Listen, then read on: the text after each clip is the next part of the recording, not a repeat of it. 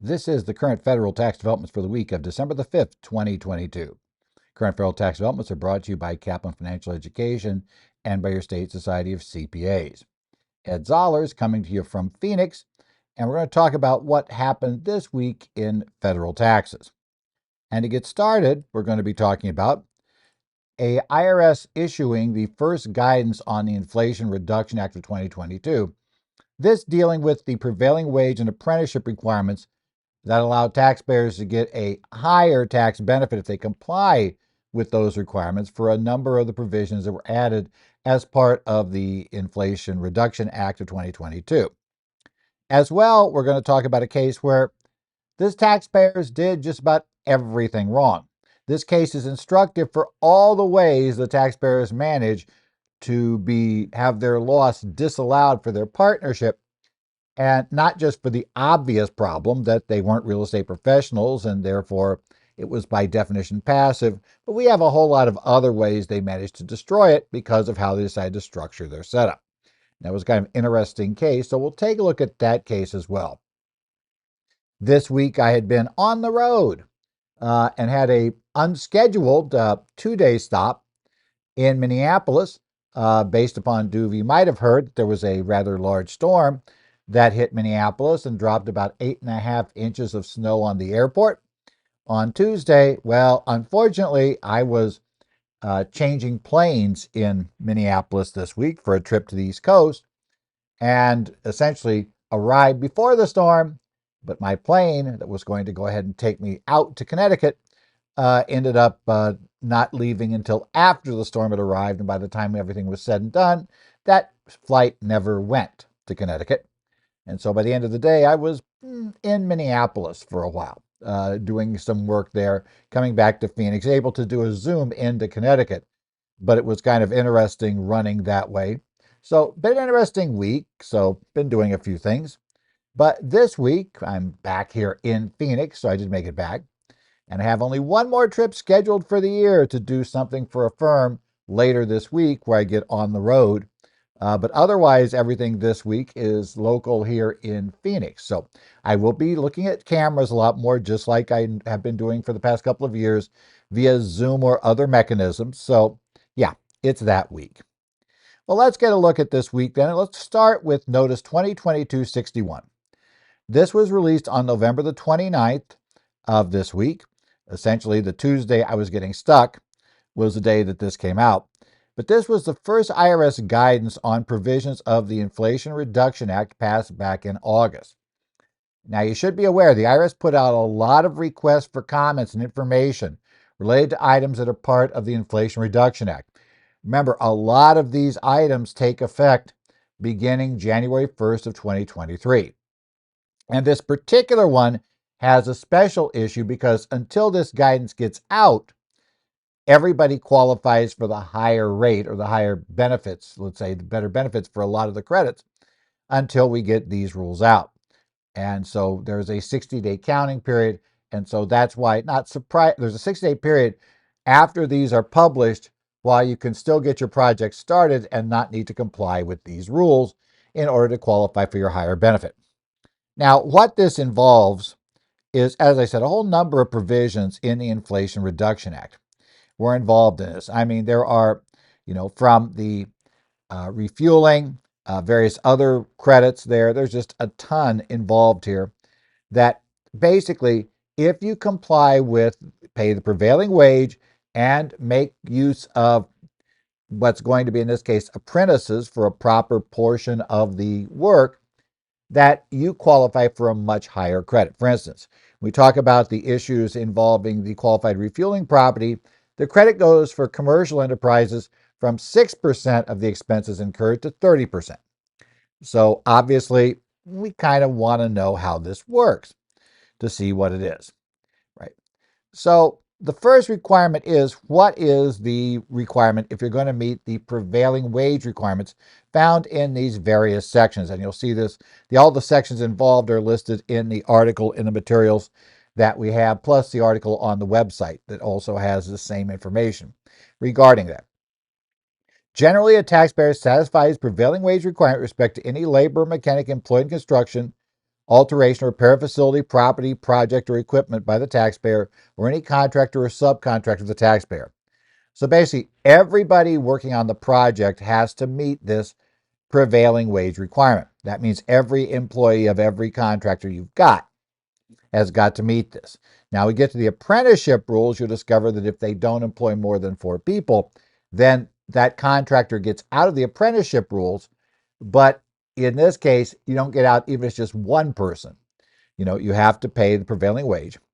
And the other catch, which this makes very clear, is that the taxpayer has to maintain and preserve sufficient records, including books and accounts or records for work performed by the contractors or subcontractors of the taxpayer, to establish that such laborers and mechanics were paid wages not less than such prevailing wage rates in accordance with the general record-keeping requirements under the code.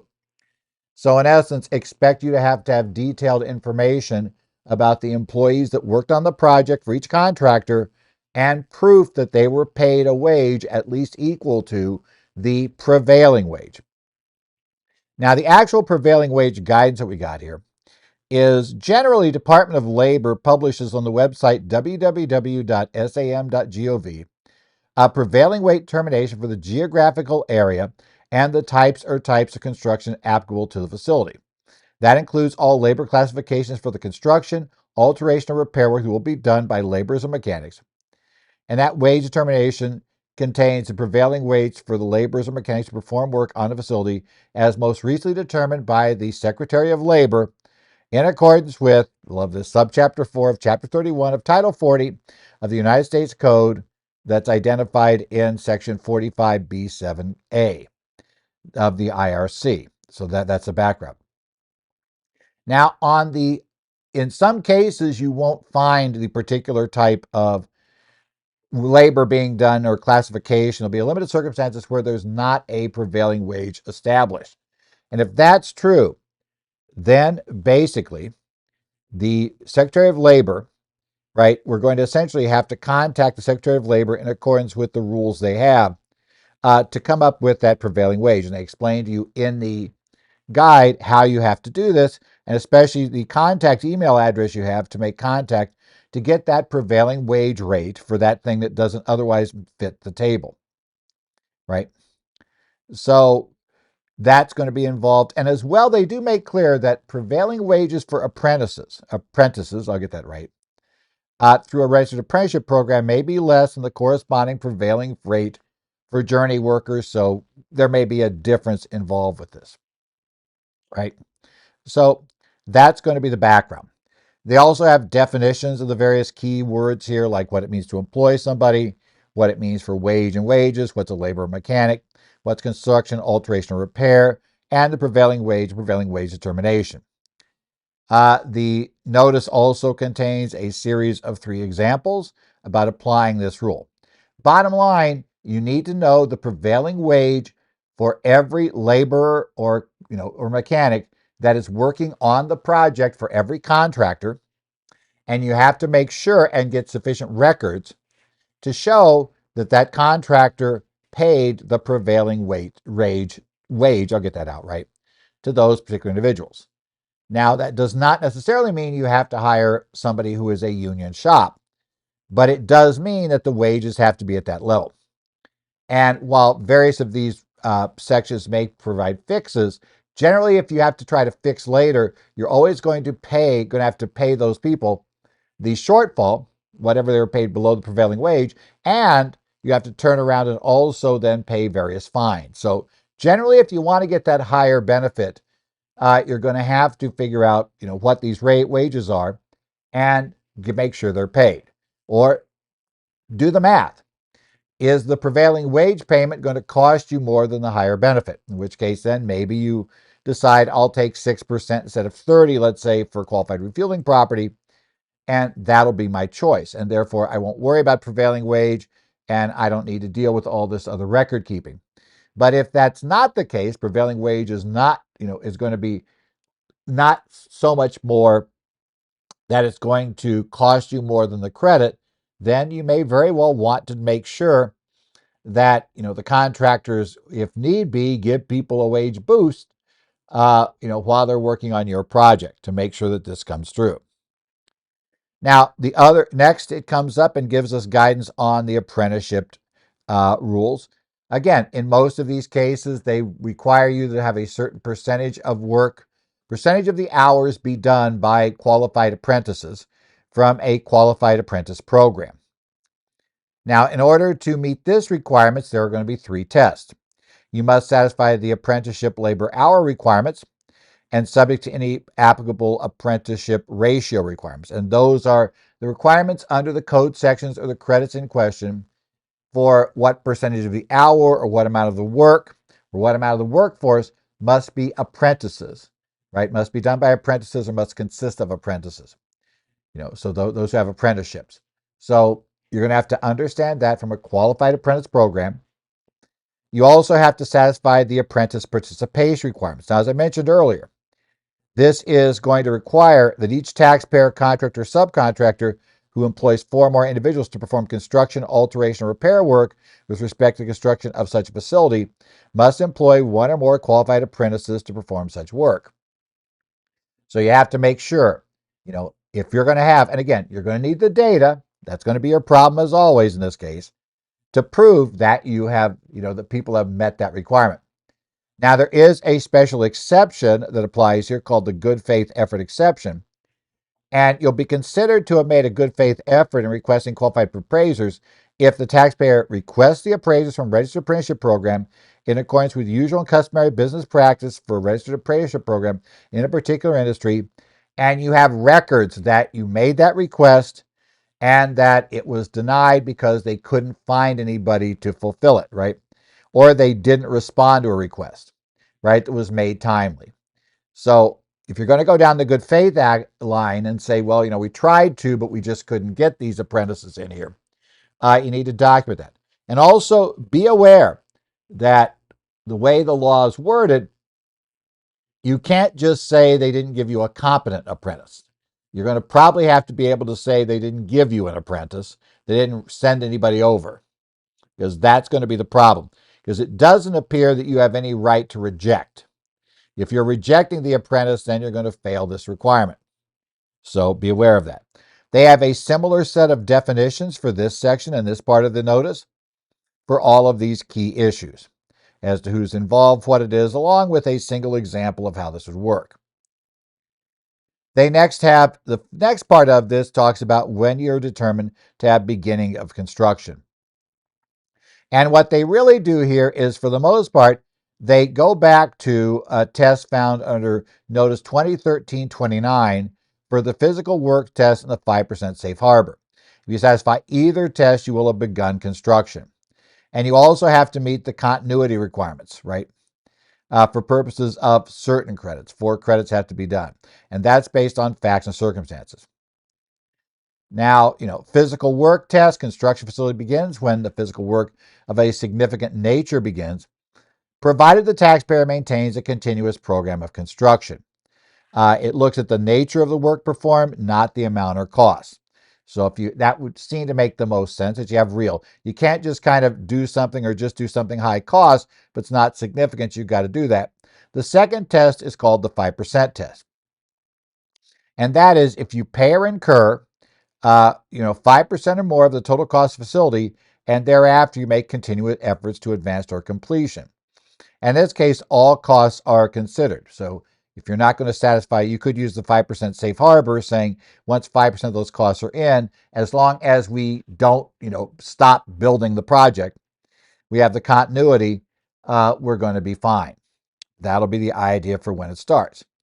And the starting date's important because in many cases, the starting date determines what percentages you have to meet. So that'll be key. Now, they also reference some special materials for Section 179D. And generally, they'll say that for 179D rules, under this case with the revisions, installation is begun if the taxpayer generally satisfies principles similar to those 2 tests, the physical work and the 5% safe harbor. And again, facts and circumstances will ultimately be determinative of whether you begun installation. And, the other catches is the final thing they talk about in this section is, remember that 60-day period, right? For many of these, if you begin construction, so construction actually begins, before the 60 days after guidance is issued, then you effectively get to take the higher credit even if you don't meet these requirements. You get the higher credit or higher benefit. That clock is running now. So this is why beginning of construction could be crucial. If your construction can be shown to have begun before January 30 of 2023, you'll be within the 60-day period after guidance was issued. So be aware that that could be crucial. Otherwise, beginning of construction primarily will impact some percentages phase in over a couple of years. So then we have the beginning date becomes important for other reasons. But if you're going to have a project that's not going to meet these two tests, you don't intend to meet them, but you want the higher credit, then you're racing to get this thing started before the end of January.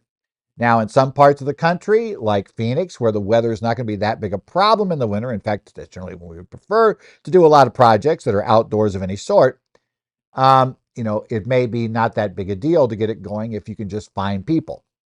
In other parts of the country, like where I was just at, where I got stuck in Minneapolis, it's not the best weather for a lot of heavy construction projects. It may be more difficult to get things started and to stay continuously operating in that area. So that could be a little more interesting time period. But January 30th is the date we're aiming for then. So after that date, you have to meet this notice if you want to get the more generous tax benefits in these various provisions listed in the notice under the Inflation Reduction Act of 2022. The second thing we're going to look at this week is a case called Dunn versus Commissioner. Tax Court Memorandum Decision 2022-112. This case also came down on November 29th. Now, this case is interesting, not so much because the taxpayer ends up losing their ability to claim the losses. That's not really something that unusual. Whenever we see real estate professional cases with taxpayers who have full-time employment elsewhere, they tend to lose. I mean, it's just the nature of the beast, right? It's really tough to be a real estate professional if you actually have full-time jobs elsewhere.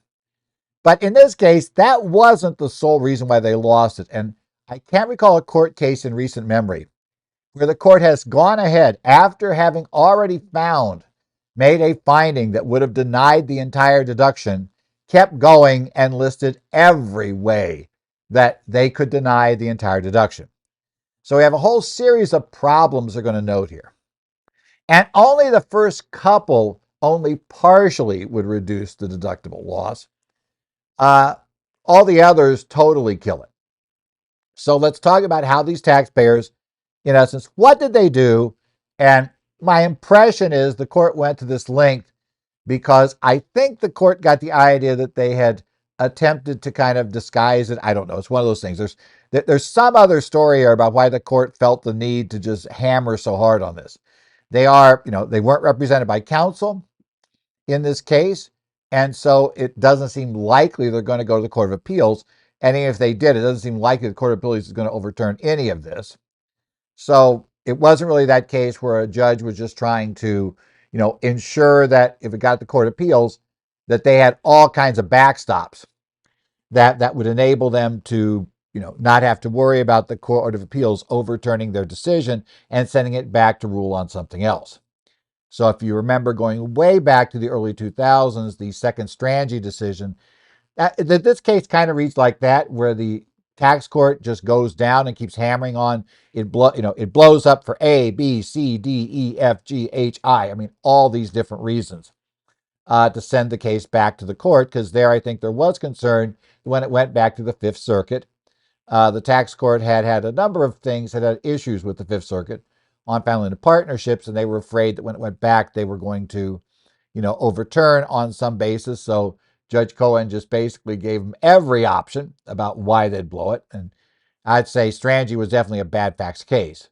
And the Fifth Circuit went along, but they only went along with one and didn't really rule on all the other ways that Judge Cohen had said they would have lost, because that got a little bit involved. So let's talk about what was actually going on here. Okay, these taxpayers formed a partnership, Magnet Development LLC. LLC would be taxed as a partnership, right? and that was going to handle their investments in the real estate they had. Now, the only two owners of the LLC were the husband and wife. So basically, Heather and Edison Dunn were the only owners of the LLC. Now, this LLC purchased a 21-unit apartment building, right? And they lived about 150 miles away from that building.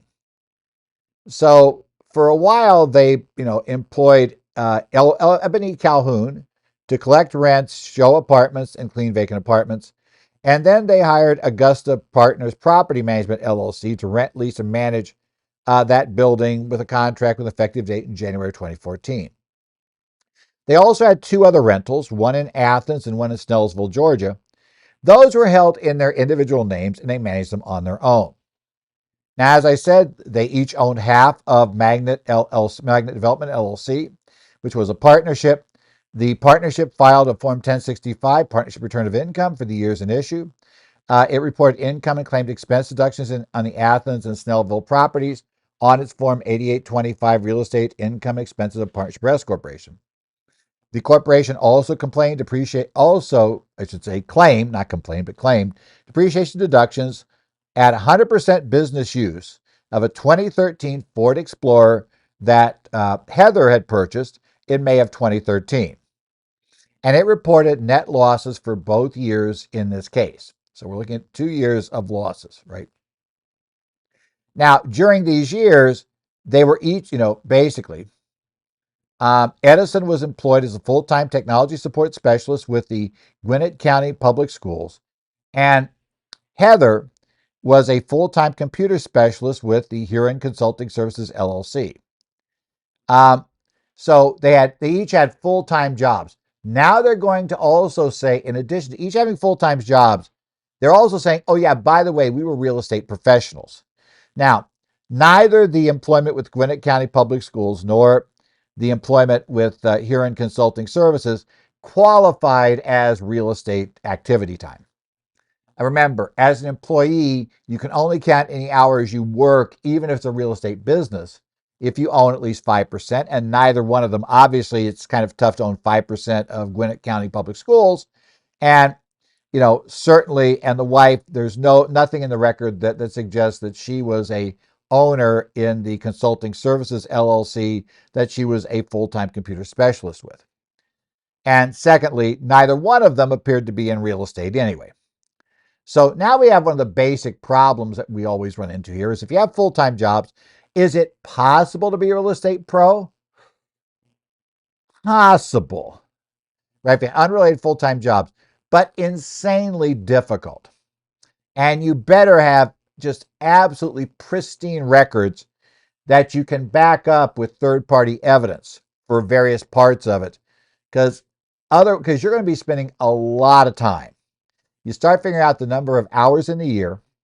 You figure out the number of hours as a full-time employee that you basically have over 2,000 hours you would expect with your full-time employment. And now you got to get into the real estate pro hours of 750 for that and be materially participating in the rentals involved. And remember, in this case, because it's husband and wife, while they can combine hours for purposes of determining if they materially participate in activity, they have to each separately qualify as a real estate pro. So at least one of them is going to have to be able to show that they work more than 750 hours in real estate, right? And this is where it gets tough.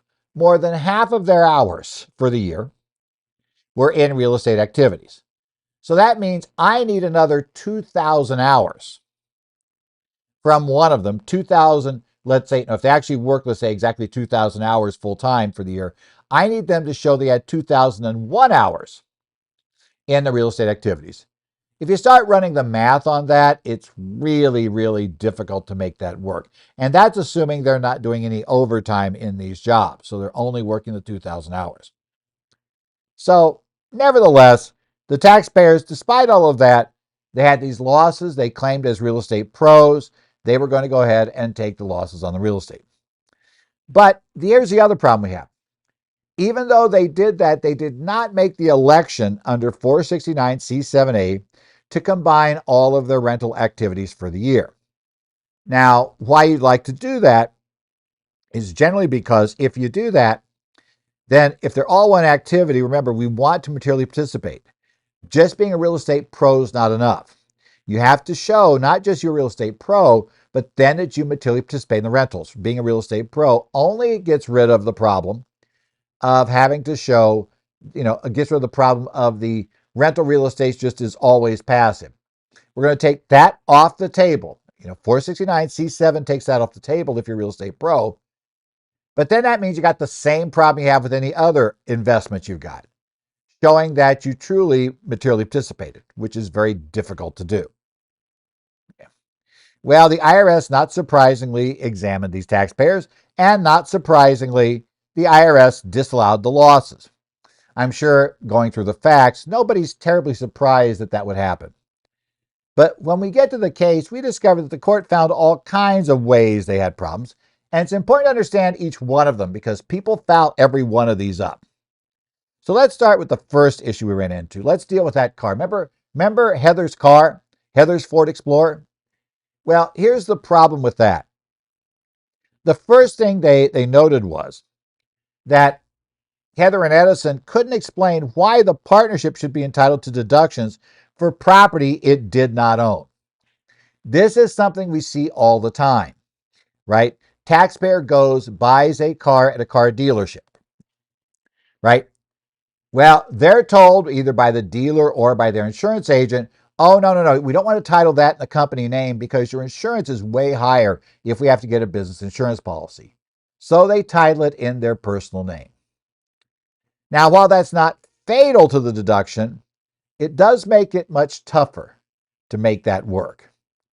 And while the court didn't actually say anything else besides noting that they hadn't shown why it should be entitled to deduction, bottom line, that by itself could do it. You can't claim a deduction. The entity can't claim a deduction for an expense that's not its expense. Now, maybe it would be Heather's, on the personal 1040, but we'll ignore that for the moment because in reality, it's not going to matter. Now, the court then went on and said, okay, now this is travel expense. And because of that, this falls under the requirements under 274D for mandatory documentation because it's part of listed property. So any deduction related to listed property has got to have height and substantiation requirements. That means contemporaneous records of the business use of the property.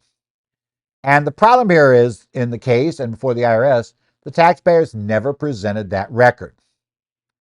Okay. Now, like I said, 274D is very simple. You don't have that record of evidence. Essentially, since you failed to substantiate the cost, she failed to substantiate the cost of the vehicle. Didn't have evidence of that. Talking about missing things. When it was placed in service and the business use, and the fact it wasn't actually owned by the partnership. Bottom line, the court said, okay, for all those reasons, absolutely none of the vehicle expenses could be allowed, period. Now, then the court notes another little problem in play. Okay. Remember those two rental properties other than the apartment building? They were in the name of Heather and Edison. That's a problem, right? They did not provide any evidence to show that why the partnership was entitled to deduct those losses. Accordingly, they said they can't deduct them as flow-through losses from the partnership. Now, obviously, you might think, well, yeah, but they owned them individually, right? So, okay, wouldn't they be able to do that on 1040? Well, the court said they hadn't actually ever argued they could take it on Schedule E separately. And the court then throws in the obvious, even if they had, we got other problems with these deductions. So in any event, but not having things properly titled. So if you haven't caught it yet, the first two problems was people claiming things are in LLCs or partnerships that aren't really in them. Form matters here. Hate to say it, but the taxpayer doesn't win form over substance arguments when the taxpayer is trying to ignore the form they chose. They chose to have an LLC they claimed ran the business. That means you need to get everything titled in that name. Not just ignore that as some of those things. Yeah, I don't need to do that. The guy on the internet on Tax TikTok said, I didn't need to do this. It's like, no, I don't care what they say on TikTok, or any place else you got your guidance from. You really need to get that stuff properly titled.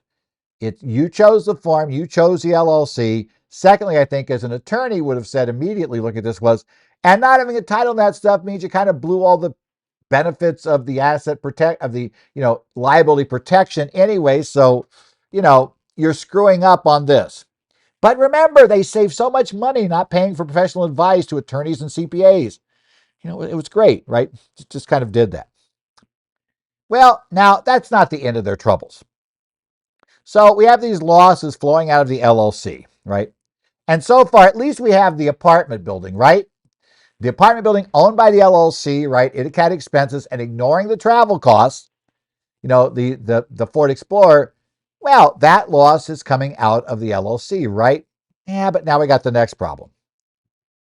Under Section 704D of the Internal Revenue Code, partners stripped to share partnership loss shall be allowed only to the extent of the adjusted basis of the interest in the partnership at the end of the partnership year in which such loss has occurred. The taxpayers had no records to show the basis of their interest. They had founded this partnership back in 2007, right?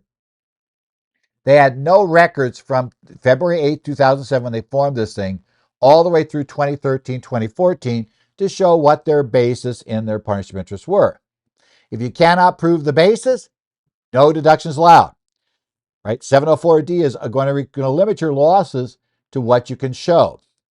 Bottom line, you must have a basis calculation, supportable one that you can back up all the way back to 2000, all the way back to the day it was started, which in this case would be 2007. You have to have that record to be able to claim the loss flowing through from the partnership. So now we're to the cases of things that essentially just throw out the entire loss. So even if we didn't have the problem of the car being titled in her name, even if we didn't have the problem of the two of the buildings being titled in her name, we would still have lost the entire deduction because we couldn't prove basis. But it doesn't end there, because in addition to having adequate basis to claim a loss, one must also show that you had adequate amounts remaining at risk in the investment. And guess what? On 465A, taxpayers are entitled to losses from the real estate only to the extent of the aggregate amount with which they expect they're at risk for such activity at the close of the year. They failed to have any information to show they were at risk for any of the amounts in the partnership. They couldn't prove their at-risk amount. Again, if you cannot prove your at-risk amount under 465A, your deduction for the loss this year will be zero. So here's the second foul up that denied everything on all the losses they were claiming on the return from the partnership. So we've killed it off twice. We partially killed the deductions off with not owning the truck and not owning two of the three rentals, but now we have two cases that got rid of all of it. But we're not done yet. Even if we didn't have the titling problem with the truck, we didn't have the record keeping problem with the truck either. Now the titling problem with the two rentals. Even if all of that was true and we had shown basis and at risk, we still are dead. Because there's another problem in this case that kills this one. That is the passive activity loss rules. Now, as you can remember, under 469, one can only deduct passive activity losses to the extent of passive income for a taxpayer. And as we may recall, remember, they did not elect to combine their rentals, and we'll get to that here shortly. But problem one is they need to be a qualified real estate professional. And in order to be that, we have to meet two requirements, right? So let's talk about the real estate professional requirements, which are going to fail. We have to show that more than one half of the personal services they performed in trades or businesses during a taxable year are performed in real property, trades, or businesses in which the taxpayer materially participated. Okay, they're going to lose that one straight off. Because, it's virtually impossible as a full-time employee to be able to get another 2,000 hours. And because that seems wildly implausible, that you've got this second business with that, the court's going to require you to have very specific and detailed documentation of the total hours in your main, in what you're employed at. So I need employment hour records that are detailed. And if you're not an hourly employee, that's going to be a little more fun to get. If you're hourly, in theory, we could maybe get that from the employer and we could accept it. Although, to be honest, in cases where that's been true, a few years ago, the U.S. Navy had the record of hours for the guy, and obviously the only problem was it was way in excess of the hours he spent on real estate. That proved to be a problem. So that's problem number one. And then number two, even if we have that, we've got to show we had more than 750 hours of services during the year in real property trades or businesses. Now, here's where it gets funny. We need some records, right? And the records they had were not the greatest here. And certainly they don't usually establish this, but according to their logs, which the court had real problems with anyway, right? But if we just accept them, they show 767 hours worked in 2013 and 407 hours worked in 2014. But problem number one was the logs didn't say which one of those two did it. Remember, we have to qualify one of them. So let's start with the obvious. In 2014, I don't care if one of them did every hour, 407 hours is not 750. So they're dead there. Secondly, in 2013, okay, 767 hours. If only one of them did that work, that would get them over the 750. But again, they have a full-time job. And they've not submitted any records of how many hours. So first thing is, the court's not just going to assume that all went to one person. You've got to document it. But even if they assumed it all went to one person, it wouldn't do it. And finally, the court notes that the hours were inflated because including not only hours performing activity related to real estate, but the hours they simply spent physically present at the properties, even if they weren't doing anything related to the real estate. So that's another big problem. So because of that, they weren't qualified real estate pros. But even if they were real estate pros, right? They've got this involved, right? Because you've got to still, even if they're real estate pros, the final thing you got to do is show material participation. Now, as I said, this is complicated by the fact that they didn't elect to combine all the activities into one. Okay. And the problem is you need to meet, even if you're a real estate pro, as is noted in the opinion, you've got to meet one of the 7 requirements found in Temporary Regulation 1.469-5TA. Now, you can't conclude. So based on their logs, even if they had been a real estate pro, their logs didn't demonstrate that they performed more than 500 hours during the year and that they were not less participation of any other individual, right? All of those things in plus. So even if they in fact find that they met the 100-hour requirements involved in, let's say, because that's one of the ways in, you did 100 hours and nobody else did more, because they had other people employed working with on these rentals, even if they accepted they had more than 100 hours, they had no information about the hours performed by the other parties they had hired. So bottom line, they couldn't show material participation. So let's see, how many ways were they killed? No basis records, no at-risk records, not a real estate professional, and couldn't show material participation. So there's 4 separate ways that there would have been a complete denial of the loss.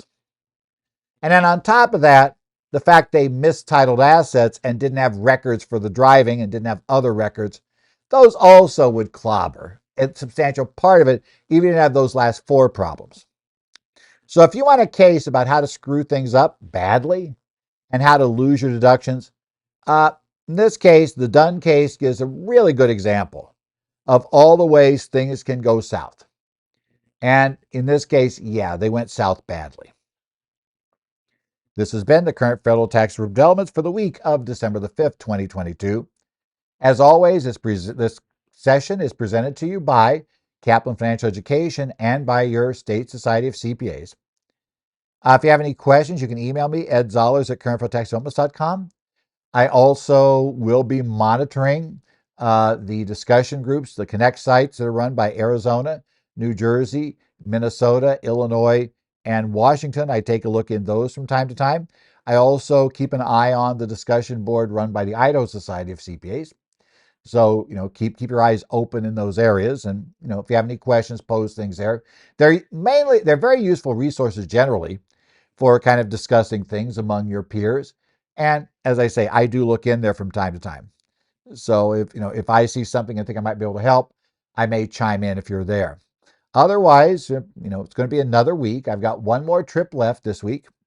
So I've got one more time on a plane before I'm done. So that's fun. Then I'm done for the holidays. And think I've only got one trip scheduled in 2023 to go to a firm to do a session. So things are relatively calm. I'll be doing sessions in Arizona and some remote sessions until then. Maybe I may have one other trip too. I have to double check that one.